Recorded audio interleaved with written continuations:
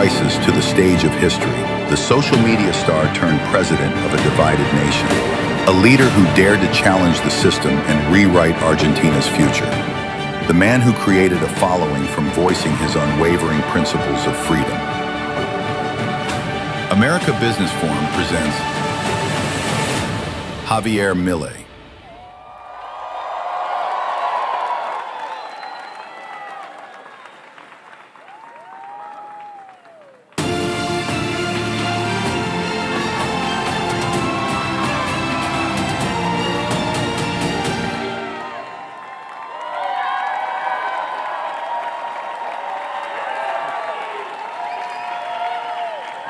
Hola a todos.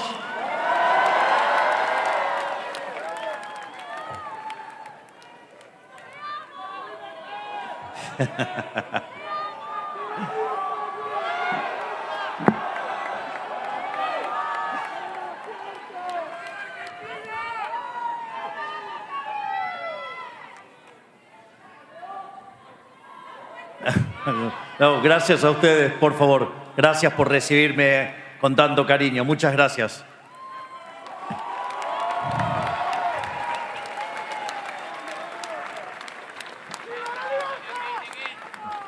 Absolutamente que vamos a hacer Argentina y América great again.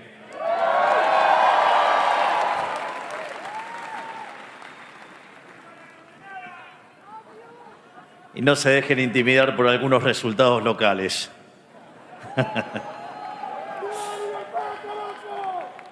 Primero que nada, quiero agradecer a los organizadores del American Business Forum y en especial a su presidente Francis Suárez por la invitación.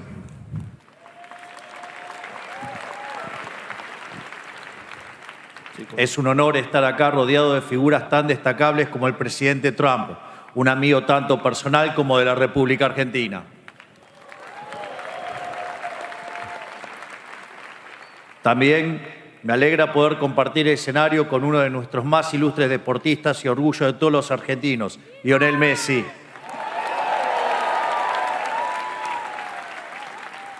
Un hombre que llevó el talento argentino a lo más alto del mundo, una prueba viviente de que el esfuerzo, la dedicación y la pasión son capaces de generar milagros. Y la prueba de que a veces yo también puedo felicitar a un zurdo.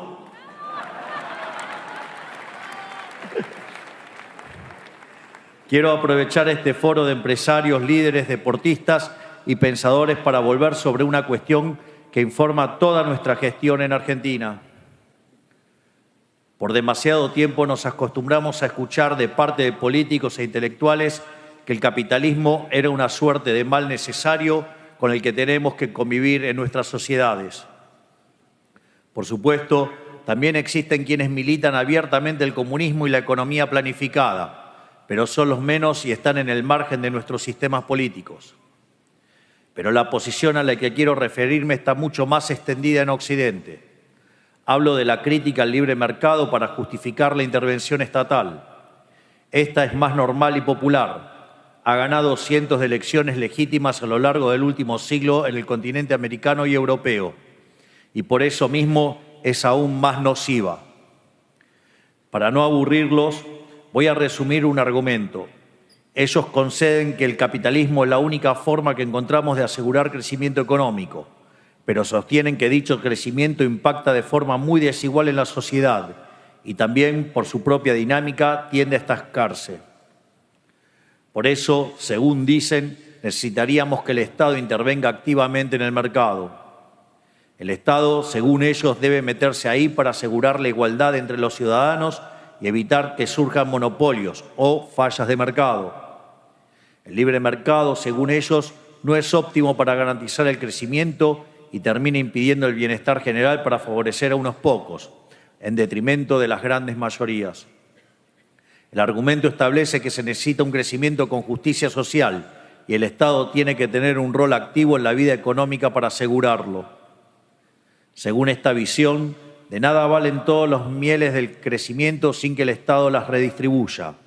En otras palabras, el capitalismo es solo un mal necesario, que siempre tiene que estar atado a la beneficencia estatal. Creo que todos aquí sabemos a dónde conducen estas ideas tan extendidas. Valiéndose de ellas, el Estado se expande más y más y más año tras año, metiéndose no solo en las actividades propias del quehacer económico, sino también en la vida de los individuos hasta que no queda nada por fuera de él. Siempre surge una nueva justificación para que los funcionarios públicos extiendan sus garras insaciables sobre la sociedad civil, bajo la excusa de engrandecer a una nación y hacer el bien a sus ciudadanos. Se engrandece el Estado como si significara lo mismo. Y esto sucede hasta que llegamos al mismo destino que los que tienen al menos la honestidad intelectual de decir que odian al capitalismo, el control total del Estado sobre la economía y la vida de las personas, o sea, el comunismo. Tomemos por caso el ejemplo de Cuba, donde Fidel Castro llegó prometiendo justicia social, democracia y una economía planificada, y falleció después de más de 50 años de gobierno dictatorial, gritando comunismo o muerte. Por demasiado tiempo la respuesta procapitalista a este desafío del Estado fue reclamar el milagro económico que significó para el mundo el capitalismo de libre empresa. Porque es cierto, los datos no mienten y están de nuestro lado. Es decir, gracias a la economía de mercado, una innumerable cantidad de gente salió de la pobreza extrema y posibilitó una cantidad innumerable de maravillas tecnológicas y científicas. Pero esto no alcanza, porque un argumento moral no puede responderse nunca con un argumento fáctico. De hecho, no puede sugerirse el derecho de ser, no puede nunca concluirse el debe ser. Y por eso, este argumento de izquierda ha ganado en la lucha por las ideas. Por eso en Occidente nos encontramos cada día más cerca de ese comunismo que antes mirábamos con horror del otro lado de la cortina de hierro. Por eso, si concedemos que el capitalismo es un mal necesario, ya habremos perdido. Aunque ganemos momentáneamente, tarde o temprano volverán, porque ellos seguirán siendo los dueños de la vara que determina el bien y el mal, y dirán qué es justo y qué no lo es. No podemos volver a cometer ese error.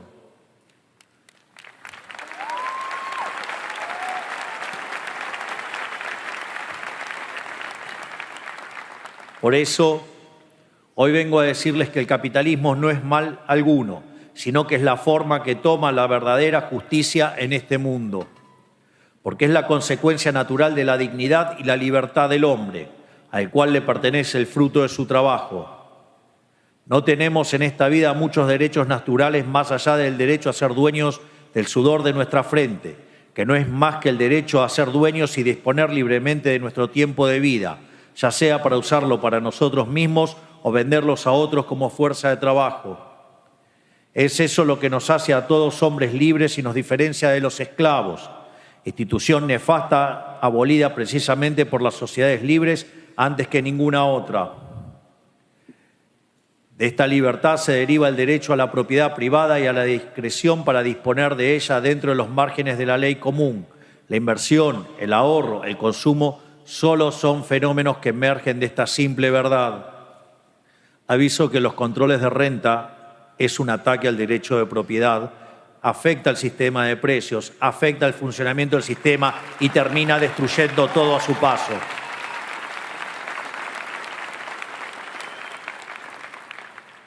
Cuando el Estado y los intelectuales le ponen a este derecho natural el nombre de capitalismo para vilipendiarlo y justificar la intervención del Estado, no solo están destruyendo el crecimiento para encontrar sus supuestos óptimos económicos, sino que también están violando el más básico de los derechos naturales. Cuando el Estado se vuelca de esta forma tan violenta sobre los derechos de los individuos, no hace otra cosa que querer reducirlos a esclavos, es decir, se ponen en guerra contra ellos. El capitalismo y la propiedad privada no son males necesarios, no son males. Son la base indiscutida de nuestra civilización y de nuestra misión sagrada restituirlo como piedras fundamentales de nuestras sociedades. Es decir, no creemos que el capitalismo sea moralmente correcto por el hecho de sacar a más del 90% de la población global de la pobreza, sino que logró sacarlos de la pobreza precisamente por ser el modelo más moral de todos los existentes.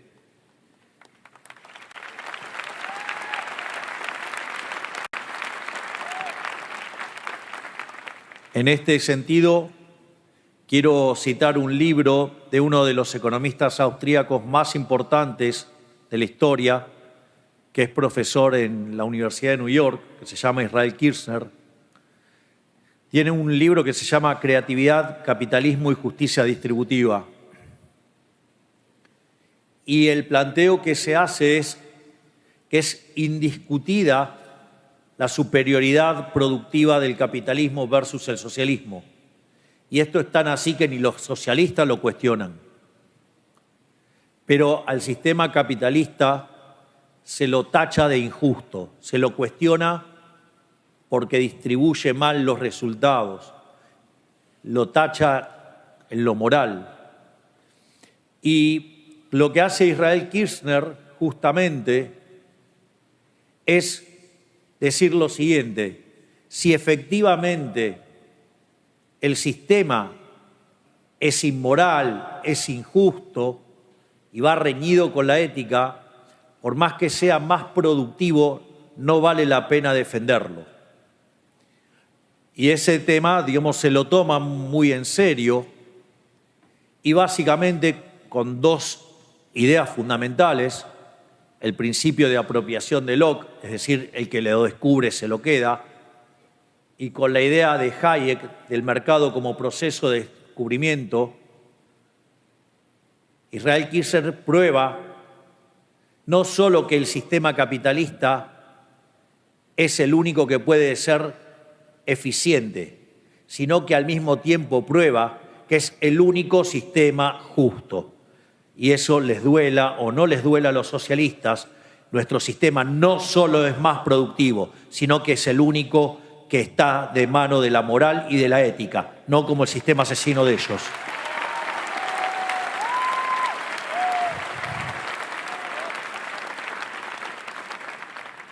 Por lo tanto, sin el capitalismo estaremos condenados a las miserias de las sociedades planificadas, que no son otra cosa que sociedades esclavistas con mucho mejor marketing.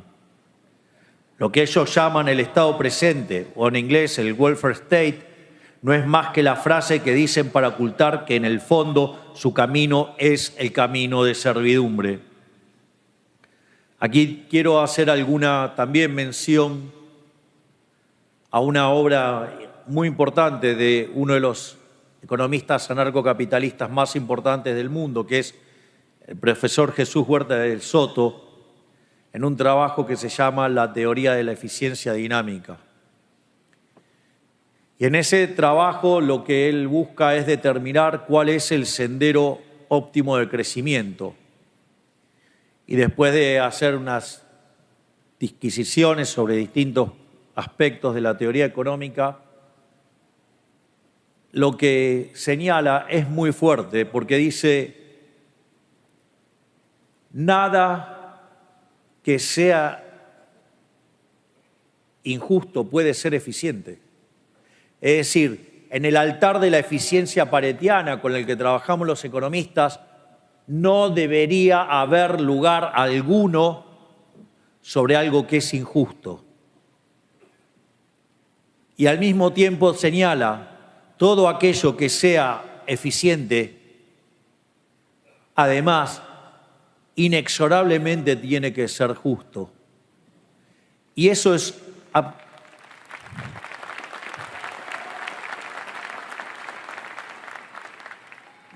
está arraigado a lo que son nuestros valores occidentales, los valores de Occidente, que son los valores judeocristianos.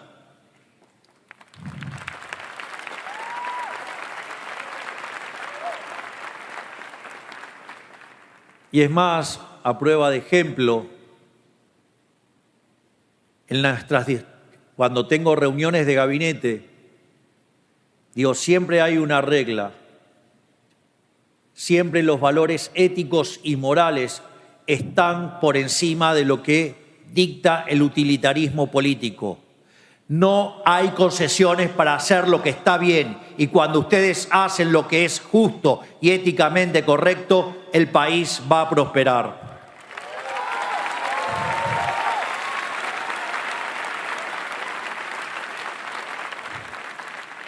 En este sentido, sepan que mi misión en Argentina no es otra cosa que devolvernos a este sentido común olvidado por una clase política encandilada de poder, acostumbrada a atribuirse y apropiarse de los logros y el esfuerzo de sus ciudadanos libres.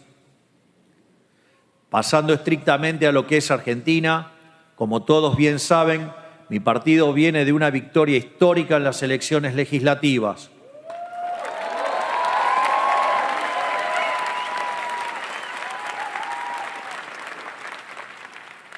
Hicimos todo lo que la política clásica decía que no había que hacer, y lo único que nos guió a nosotros en la toma de decisiones fue los criterios éticos y morales, y los argentinos de bien respondieron contundentemente con un gran triunfo.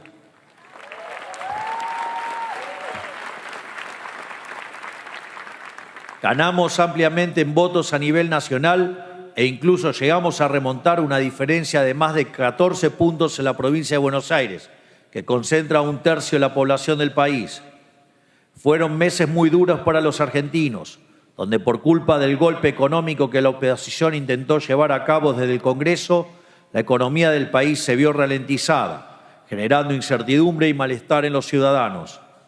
En consecuencia, me pasé los últimos meses recorriendo todo el país para pedirle a los argentinos que no se rindan, para prometerles que esta vez el esfuerzo sí valdría la pena. Y esta promesa no fue en vano, no es un compromiso que me tomo a la ligera, es un pacto sagrado con la gente que ha refrendado el camino de este gobierno y nos ha dado las herramientas para llevar adelante las reformas que el país necesita con urgencia. Por todo esto, considero relevante una vez más agradecer la confianza del pueblo argentino, confianza sin la cual nada de esto sería posible.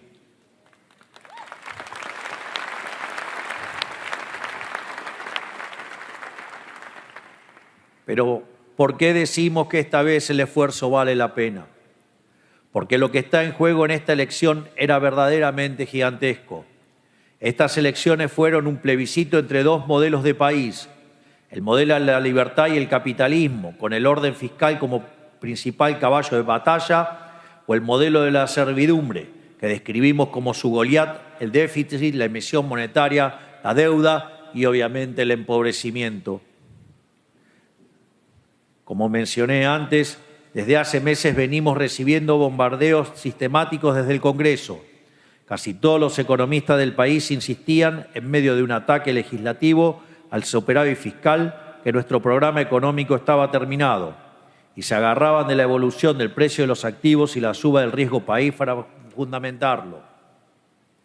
Nosotros, por otro lado, decíamos que el programa fiscal y cambiario era sólido, porque el superávit es innegociable, porque dejamos de emitir hace más de un año y porque el Banco Central está capitalizado por primera vez en muchos años. Y una vez despejado el ruido político, ¿qué pasó? El mercado argentino tuvo su mayor suba histórica en un día, su mayor suba histórica en una semana y sigue subiendo, al margen que además bajó el riesgo país más de 400 puntos.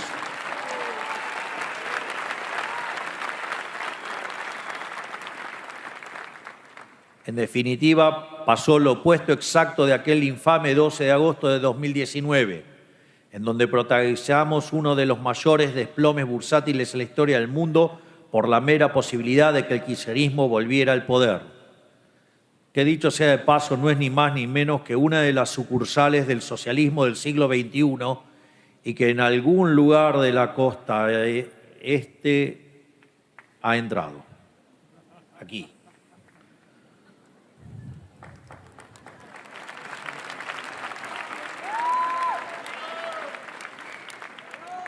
Se disfrazan de corderos y son peor que el peor de los rapaces lobos. Si hay algo que quedó en claro con esto, es la realidad de lo que nosotros llamamos de forma resumida riesgo Cuca, o sea, el riesgo kirchnerista, o sea, el riesgo del socialismo. Pudimos ver en números la magnitud del riesgo político con el que nuestro programa económico siempre tuvo que lidiar. Y esto es así porque tenemos en Argentina un sector de la política tan destructivo, tan ajeno a los principios básicos de la economía y del bien común, que su mera presencia le pone a todo el país una base de riesgo altísima. Y ahora que están más lejos que nunca de volver al poder, es que podemos despejar ese miedo. Históricamente, la mayoría de los planes de estabilización exitosos en el mundo tuvieron consenso político. Lo que pasó en Argentina fue algo inédito. ¿Llevamos adelante un plan de estabilización exitoso con consenso social? Sí, pero sin consenso político.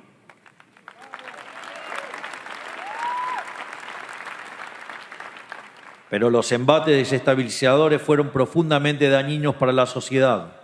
Como bien saben, el riesgo político no afecta solamente al financiamiento del Estado, sino al crédito de toda la economía.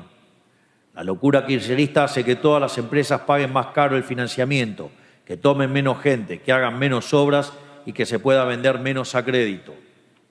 La locura kirchnerista vuelve más caro los préstamos hipotecarios y prendarios y las tasas de financiamiento de tarjeta de crédito.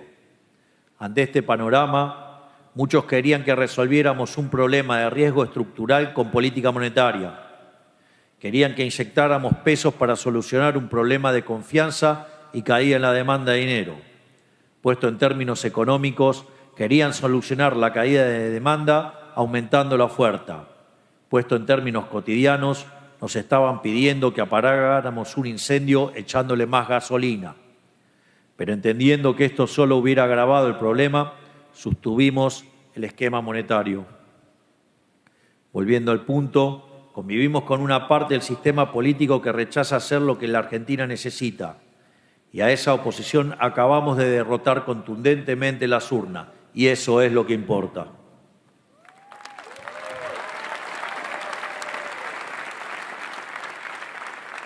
Argentina por fin le dijo que no a esta locura, que tanto nos ha costado a lo largo del tiempo. Argentina ha dado un paso crucial en el camino de la libertad, un paso que es una buena medida, es irreversible.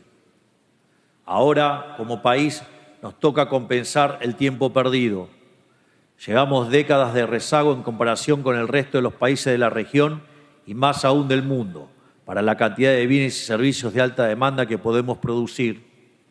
Esto quiere decir que la convergencia de la riqueza argentina hacia los niveles del resto del mundo desarrollado será fenomenal. Estamos entrando en el camino en el cual haremos a la Argentina grande nuevamente.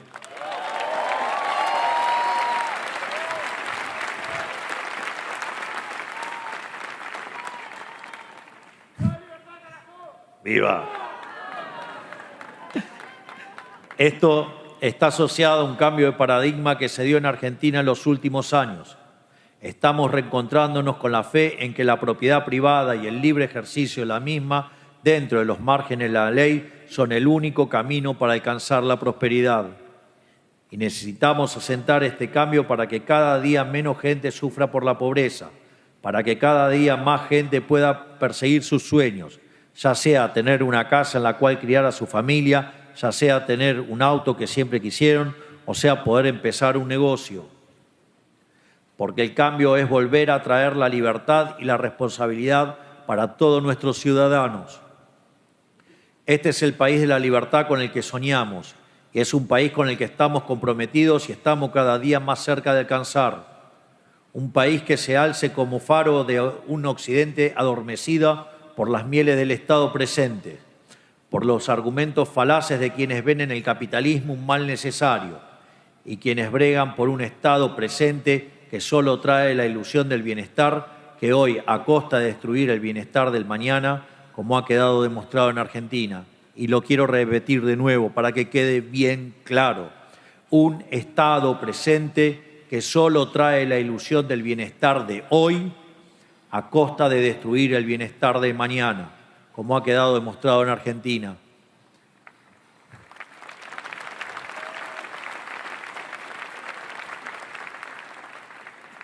Y nosotros somos quienes podemos lograr este cambio y pregonarlo, porque somos heraldos de un futuro distópico, porque vivimos el futuro que tarde o temprano le va a llegar a los países que también están transitando este camino de servidumbre estatal, abrazando las nefastas ideas del socialismo del siglo XXI, o más conocido en estas tierras como los woke.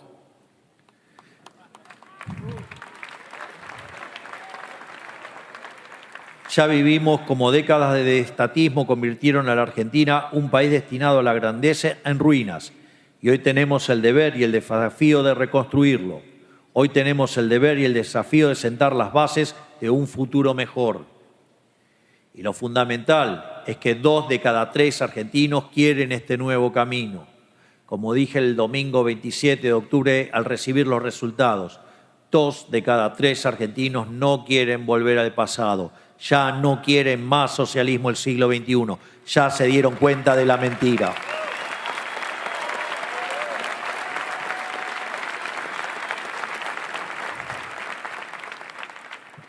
Con matices y preferencias locales, 2 de cada 3 argentinos quieren alguna versión u otra de capitalismo.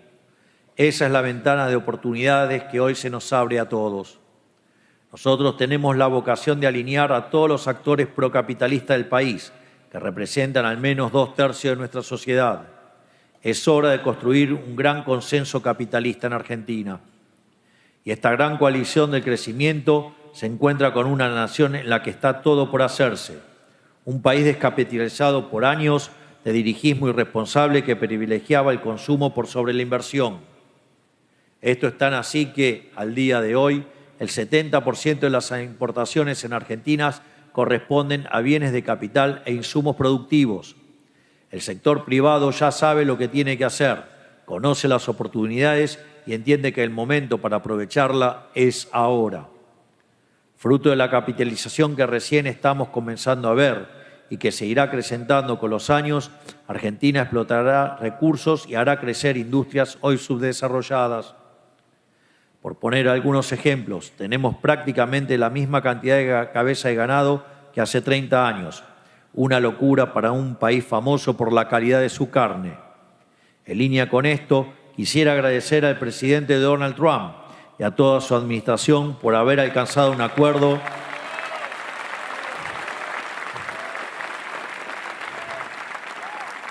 por la cuota de carne argentina 4 veces superior a la anterior.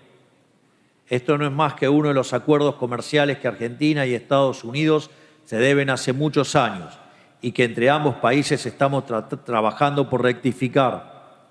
Para continuar profundizando la idea, Argentina no exporta un gramo de cobre cuando Chile, que comparte cordillera con nosotros, exporta 20.000 millones de dólares al año. De la misma forma, vamos camino a que el petróleo y el gas supongan ingresos por entre 30.000 y 40.000 millones de dólares anuales de acá al 2031. Tenemos un sector vitícola que hoy representa menos de un 3% de nuestras exportaciones, con una capacidad de proyección e inversión enorme. Y lo mismo puede decirse prácticamente de cualquier sector, sea infraestructura, turismo, lácteos, granos o industria del conocimiento. Contamos con una diversidad geográfica tal que permite prácticamente cualquier ser humano del planeta que decida invertir en Argentina pueda explotar sus conocimientos de manera provechosa para exportar sus talentos al resto del planeta. Ahora, gracias a la normalización de nuestra macroeconomía, el correcto funcionamiento del régimen de grandes inversiones, tenemos las condiciones económicas y políticas para hacerlo. Y a eso se le suma por primera vez que tenemos los incentivos correctos para hacerlo.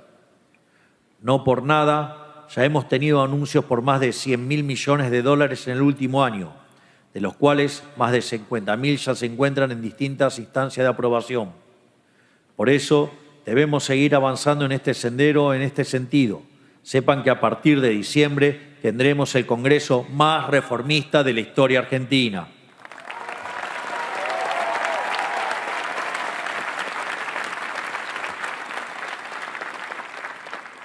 Y esto no solo porque nuestro espacio ya cuenta con el tercio necesario para sostener nuestros decretos y vetos, sino porque además, junto con el resto de los miembros económicamente racionales del Congreso, que por suerte cada vez son más, construiremos las mayorías políticas que hacen falta para aprobar las reformas que Argentina necesita.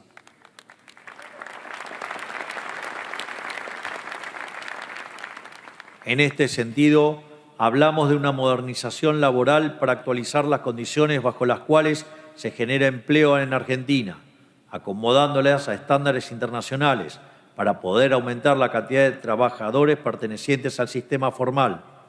Hablamos de profundizar el camino de la desregulación y la baja de impuestos para seguir reduciendo el gran costo argentino, para que cada vez más y más empresas puedan ser rentables en Argentina, potenciando nuestra capacidad productiva a niveles insospechados. Hablamos de reformar las leyes penales para que el crimen sea perseguido y castigado, porque no existe crecimiento económico sin la defensa de la vida, la propiedad, que no es otra cosa que el fruto del trabajo de cada uno.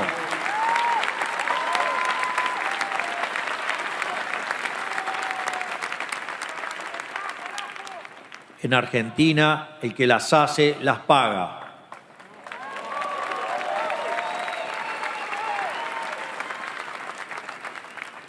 En Argentina no hay monto mínimo de robo que se perdona. Se los condena a todos los robos.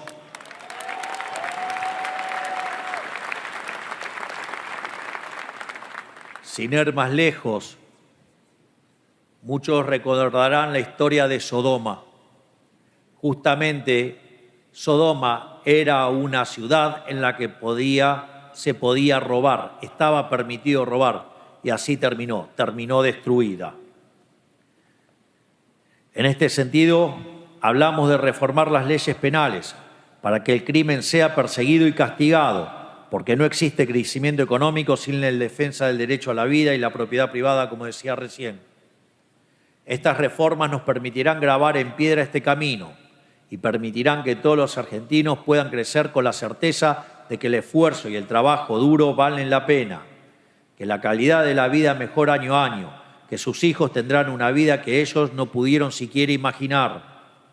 Porque a fin de cuentas la Argentina del futuro, con todas sus bondades bien aprovechadas, es inimaginable para cualquiera de nosotros.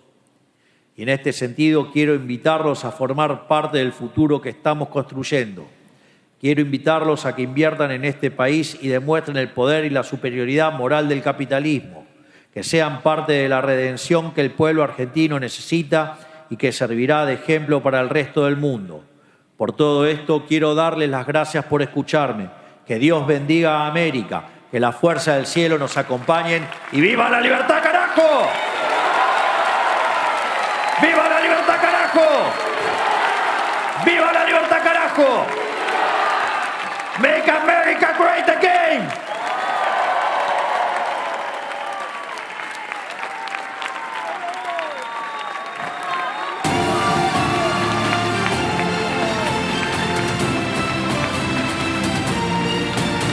Gracias, presidente. Felicitaciones, presidente. Muchísimas gracias.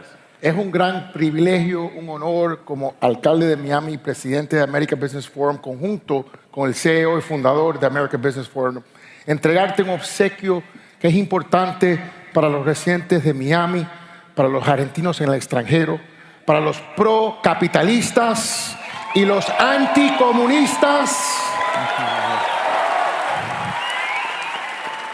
Es parte de la ADN de nuestra ciudad ser libre y de libre comercio. Así que agradecemos mucho tu presencia y con esto te entregamos nuestro corazón y la llave de nuestra gran ciudad. Pues nada, presidente, gracias a ti. Gracias por venir y honrarnos con su presencia. Gracias, presidente. Esta American Business Forum nació para unir al mundo y no para dividir. Y algo muy interesante que escuché que dijo después de la elección fue: yo bajo la inflación para todos los argentinos, para los que me votaron y para los que no me votaron. Me parece que es un mensaje muy importante, sobre todo porque después de la estridencia política y de las elecciones, yo creo que lo más importante es que todos queremos trabajar y progresar y vivir en paz. Así que me parece que ese es el mensaje también para el mundo. Gracias, presidente. Aquí una foto.